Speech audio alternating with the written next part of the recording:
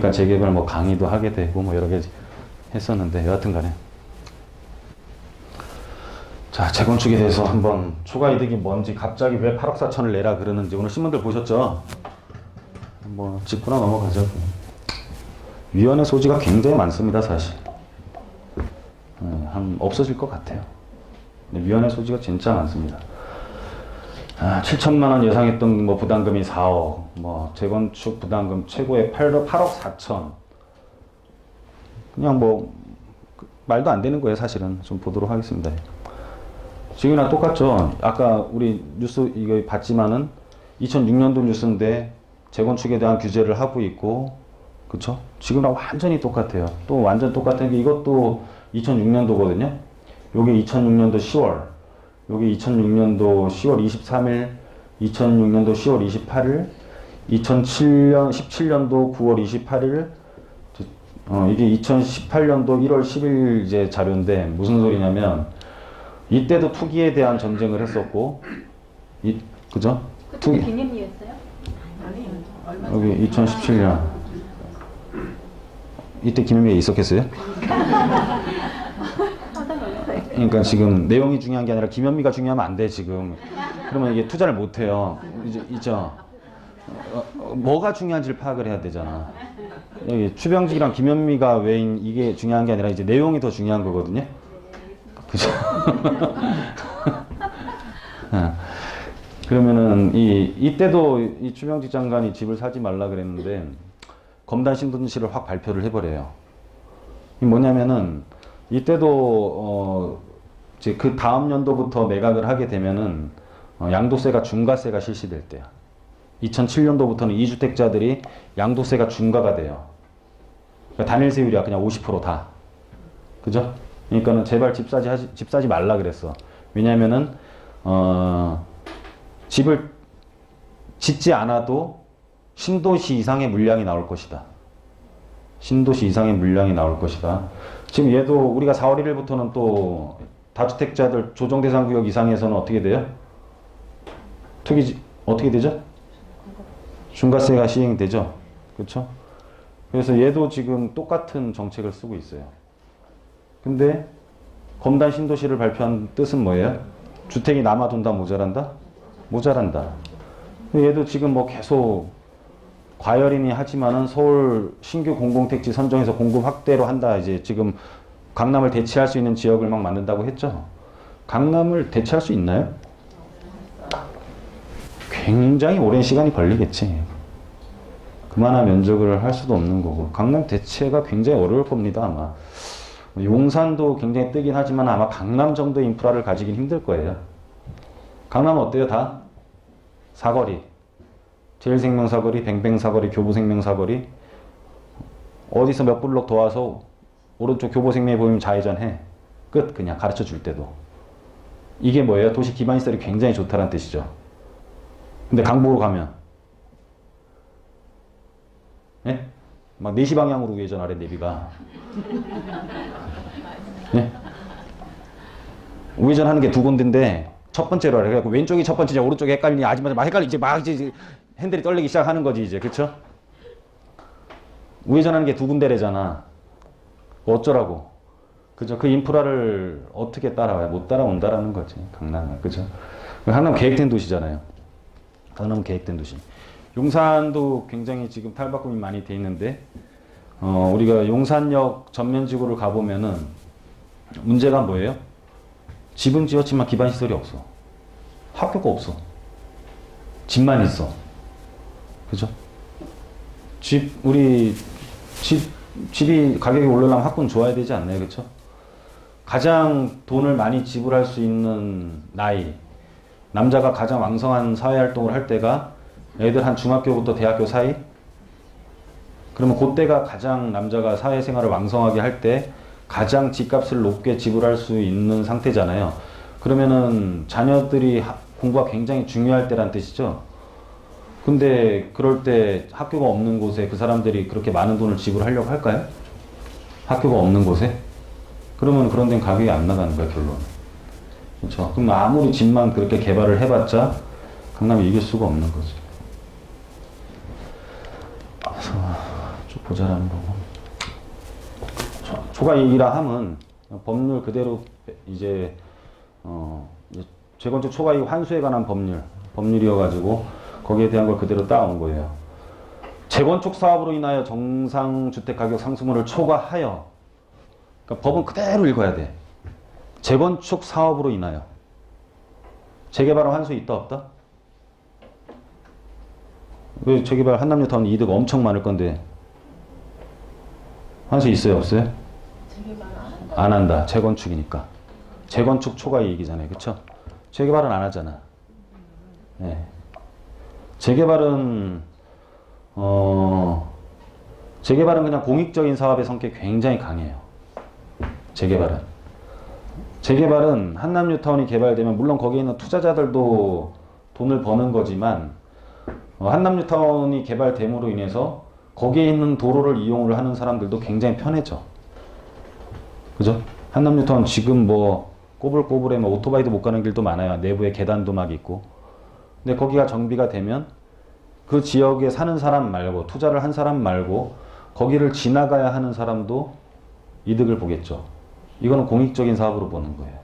공익적인 사업이고 나라에서 당연히 해야 되는 사업이기 때문에 초과이익 환수라는 개념 자체가 없어. 공익사업의 성격을 띠고 있기 때문에. 근데 음마아파트가 재건축이 되면 그 주변 사람들이 좋아져요? 안 좋아져요? 안 좋아져. 음마아파트만 좋아지는 거지. 그쵸? 그래서 이거는 나라에서 그냥 니네가 돈을 벌 수 있게 만들어줬다 이런 개념이야 그냥. 그래서 더 남은 건 내 나라야. 더 남은 건 내 나라인데 가장 큰 문제가 되는 게 기준점이 지금 없는 거예요. 법률에서 기준점이 하나도 없어. 이게 제일 큰 위헌의 소지를 갖고 있는 거예요. 자, 쭉 보면 재건축 부담금의 부과 대상 행위는 도시 및 주거환경 정비법, 도시 및 주거환경 정비법에서 재건축과 재개발이 포함되어 있어요.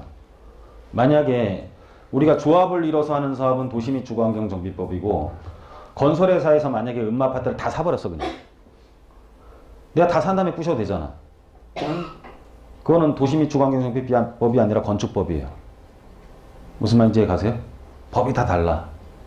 법이. 꼭 다 부신다고 해서 도시 및 주거환경 정비법 재건축 재개발이 아니야. 모든 사람 소유자가 여러 명인 곳에 5인 이상인 곳에 여러 명인 곳에 서로의 의견을 합치해서 하는 사업은 도시 및 주거환경 정비법에 의한 재개발 재건축이라 그래요. 무슨 말인지 가세요? 그리고 자기 혼자 결정할 수 있는 건 건축법이야. 내가 땅을 다 갖고 있어. 그건 건축법이에요. 그럼 내가 다 사버리면은 건축법으로 할 수가 있어. 또 도시개발법이라는 게 있어요. 우리 용산 지금 전면지구 같은 경우. 토지의 3분의 2 이상을 소유하고 전체 소유자 2분의 1 동의를 얻으면은 토지를 많이 갖고 있는 사람이 모든 걸 다 사버릴 수가 있어. 수용권을 줘버리지. 그게 도시개발 사업이에요. 그래서 철도청은 땅을 많이 갖고 있죠. 예? 3분의 2 이상 갖고 있으니까 앞에 아파트를 2분의 1만 동의를 하면 다 걷어들일 수가 있는 거야. 근데 얘네들이 막 반대하고 뭐 해가지고 이제 뻐그러졌었잖아요. 무슨 말인지 이해 가세요? 그러니까 사업하는 방법이 다 달라 그냥. 그래서 이 재개발 재건축을 해야 되는 것은 조합 방식으로 가야 되는 거고. 그렇죠? 그냥 법만 대강 보자라는 거예요. 그래서 재건축 분담금의 부과 기준은 자, 종료 시점 부과 대상 주택 가격의 총액. 그리고 개시 시점 부과 대상 가격의 총액. 부과 기준. 부과 기간 동안의 개시 시점 부과 대상 주택의 정상 주택 가격 상승분의 총액. 이런 것들 개발 비용을 따져가지고 추가적으로 남는 것들에 대해서는 돈을 더 걷어가겠다라는 거예요. 그래서 부과 개시 시점은 재건축 사업을 위하여 최초로 구성된 추진위원회가 승인된 날. 이게 가장 큰 문제는 뭐냐면은 추진위원회가 승인됐는데 추진위원회가 승인된 다음에 쭉 돼서 이제 준공이 되는 거예요. 이때 기준 금액인데 가장 위헌의 소지를 갖고 있는 것 중에 하나가 뭐냐면은 여기에 산 사람들은 여기에 샀다라고 보는 거야. 금액 자체가. 기준 금액이 일로 넘어가 버리는 거지. 완전히 잘못된 거지. 법이 잘못 만들어진 거지. 무슨 말인지 이해 가세요? 만약 이때의 기준 금액이 만약에 5억이었는데 지금 우리가 2006년도 때 음마아파트가 얼마 있는지 아세요? 아까 그 재건축 막 얘기 나올 때 7, 8억 했었단 말이야. 7, 8억. 근데 지금 사면 얼마예요? 17억, 18억이야 지금. 그러면은 그 기준 시점이 일로 넘어가 버린다라는 거지. 음아파트는 또 추진위원회 설립은 2002년도거든요. 근데 여기서 법에서는 최장 10년을 넘지는 못해 일단은. 예? 거꾸로 가는 게 10년을 넘지는 못하는데 여하튼 간에 앞에 산 사람과 뒤에 산 사람들에 대한 차이가 없이 법에서는 그냥 일률적으로 기준점이 정해져. 기준점이 정해져. 기준점. 내가 산 건 중요하지가 않아. 이게 위헌 소지를 갖고 있다라는 거지. 그죠? 그리고 지금 재건축 초과이득 환수법이 시행됐을 때도 3년 전에 이제 유예를 해준 거잖아요. 3년 동안. 유예를 해준 건데 그 전에 걸린 데들은요. 진짜로 좀 이상한 연립 재건축. 막 이런 데만 지금 초과이득 금액을 냈고 공동주택 재건축 몇 세대 안 되는 데들은요. 아파트 재건축하는 데들은 지금 다 대부분 소송 중이에요. 다 대부분이. 그 안 낼 가능성이 더 높아 사실은. 괜히. 근데 왜냐면 여러분들 모르니까 막 겁먹는 거잖아요. 그쵸? 제가 보기에는 뭐 그렇게 안 될 것 같습니다. 그래서 이게 보면 기준 시점은 2003년 7월 이전에 조합 설립 인가를 받은 재건축 사업은 최초로 조합 설립 인가를 받은 날. 추진위원회 쭉 뭐 이렇게 있는데 추진위원 또는 재건축에 합병된 경우 쭉 다 볼 거 없고. 자, 1항의 규정에도 불구하고 부가 개시 시점부터 부가 종료 시점까지의 기간이 10년을 초과하는 경우에는 부가 종료 시점으로부터 역산하여 10년이 되는 날을 부가 개시 시점으로 한다야 그냥. 그러니까 보통 관리 처분 난 다음부터 6년 전 정도로 보면 되겠죠. 그쵸? 예? 관리 처분 전에 6년 전이라고 보시면 될 거 아니에요. 그러면 대부분 한 10년 정도 되잖아. 짓는 게 4년 되니까. 추진위원 설립 이런 것도 크게 중요하진 않아요. 왜냐면은 추진위원회부터 관리 처분 가는 게 대부분이 6년은 넘어가거든요. 무슨 말인지 이해가세요? 그래서 그러면은 요때 사는 게 제일 문제가 되겠지. 이렇게 있으면은 준공.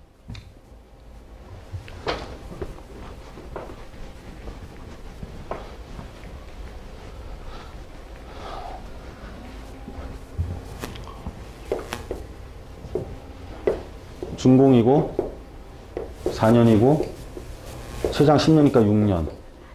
근데 대부분이 그러면 비슷비슷해질 가능성도 높네요. 지금 보니까는. 왜냐면 조합 설립 인가하면 지금 어차피 전매가 안 되잖아요. 그쵸? 지금 사는 사람들은 그럼 만약에 요쯤에서 사도 못 파는 거잖아요. 요렇게 산 사람들은 요쯤에 샀다라고 보는 거야. 그러면은 불과 한 4, 5년 전 가격으로 보는데 이 급등한 것들을 지금 얼마나 공시가에, 기준시가에 이제 어느 정도의 가격을 산정을 하느냐가 또 아마 올해 재산세 만드는 산정가, 그러니까 공정시장 가격이라 그러거든요, 이거를. 공정시장 가격 비율이 얼마가 되느냐가 아마 관건일 거예요, 이거는. 아마 여기에 대해서 지금 재건축을 하는 데들은 굉장히 많이 낮추려고 하겠죠. 높이려고 하겠죠, 그쵸? 네? 그래서 여러 가지들 지금 봐야 될 것들이 좀 있다라는 거예요. 추진위원회가 설립 안 된 데들은 있는 대로 높여놓고 시작할 거 아니냐라는 거지. 그래놓고 추진위원회 설립하면 될 거 아니에요. 그쵸? 있는 대로 높여놓고 시작하면 되잖아, 지금. 그리고 이게 비용 처리도 이게 지금 뭐 법은 빠져나가려면 빠져나갈 게 엄청 많습니다, 그냥. 좀 설명드릴게요. 쭉 뭐 얼마 나온다는데, 이제 준공시 금액에서 최대 10년 전 가격, 추진위원회 설립 시 가격에서 곱하기 평균 상승률, 그리고 개발 비용을 빼는 거예요. 무슨 말인지 이해 가세요? 자, 이거 그냥 보면 또 모르고 써주면 또 이해를 하시더라고요. 자, 준공할 때 10억이었는데, 예를 들어, 준공할 때 10억이었는데, 추진이 설립할 때 이게 5억이었고, 평균 상승률을 곱했더니 평균 상승률을 곱하는 거예요. 평균 상승률을 여기다 곱해. 평균 상승률을 곱하고, 그러면은 개발을 안 했을 때 상승을 얘는 알아서 했을 거 아니에요. 다른 아파트만큼. 개발 안 했을 때도 올랐을 거 아니냐라는 거죠. 다른 아파트만큼. 그쵸? 근데 여기는 추가 분담금이랑 이 개발 비용이 또 들어갔잖아요. 부시고 새로 짓는 비용. 이 개발 비용이라는 거야. 이 모든 걸 더해가지고, 그러면 총 투입된 금액이죠. 가만히 있을 때의 금액. 가만히 있을 때 상승한 거랑 총 투입된 금액을 더하는 거야. 그래서 준공 때 금액을 빼면은, 총 투입된 금액을 일반적인 아파트 상승률을 이미 곱한 거를 빼는 거니까 나머지 남는 금액은 이게 초과 이득 금액이잖아. 그죠? 남들이 오른 만큼은 빼버렸으니까. 만약에 남들이 오른 만큼을 빼서 제로가 되면 남들이 오른 만큼만 오른 거죠. 그쵸? 무슨 말인지 이해 가세요? 근데 남들이 오른 만큼을 빼고도 돈이 남아있다라는 거잖아요. 예? 돈이 남아있으면은 거기에 대해서 초과이득 환수도, 그러니까 초과이득 환수에 관한 법률 12조 보시면 돼요, 그냥. 12조 보면은, 조금 남으면 200만원. 그죠? 평균 이익이 5천만원, 초과 7천만원, 200만원이고, 이것도 누진세야, 그냥. 가격이 누진 금액이란 말이에요. 초과이득 환수 금액도 많이 남을수록 점점 많이 내는 구조를 갖고 있는 거죠. 그쵸? 그러면은, 최대 10년 전 가격에서 1억 1천만 원이 초과하면은 거기에 대한 비율이 50%를 곱하는 거예요. 50%. 이해 가세요? 처음엔 100분의 20을 곱했다, 100분의 30을 곱했다, 누진이란 말이에요, 이것도. 많이 남을수록 점점 높은 비율을 곱해. 그래서, 거기다가 2천만 원을 더하면 된다라는 거죠. 누진 금액 2천만 원을. 누진 금액 2천 더하고 남는 거 0.5. 계산은 이런데, 이게 계산하기 굉장히 어렵지 않겠어요? 그쵸. 기준을 잡는 것도 사실 모호하고, 예, 제가 보기에는 이게 뭐 안 될 것 같습니다. 제가 보기에. 특히나 뭐, 이 서초동 재건축하면 거의 뭐 절반이 변호사 아닌가요, 거기? 아파트 단지에? 예? 예를 들어 삼풍 아파트 재건축하면 거기 절반 이상 변호사 아니에요? 그 조합장 무서워서 못해 잡혀갈까봐. 좀만 잘못하면 다 잡혀가, 그냥. 그죠? 그런 데서 나라가 돈을 뺏어갈 수 있을까요? 제가 보기에는 쉽지 않을 것 같습니다. 아, 이거 이때니까요. 법제처 들어가셔서 안 찍으셔도 돼. 법제처 들어가서 재건축 초과이익 환수, 그냥 재건축만 쳐도 나와요. 예? 법에서 재건축이라고 들어있는 법은 얘 하나밖에 없어. 내용에는 도시 및 주거환경 정비법이라는 거고, 법 제목이 재건축이 붙어 있는 건 재건축 초과이익 환수에 관한 법률밖에 없어요. 그러면은 법제처, 모든 건 법제처에 우리나라 모든 게 다 돼 있어요. 법은.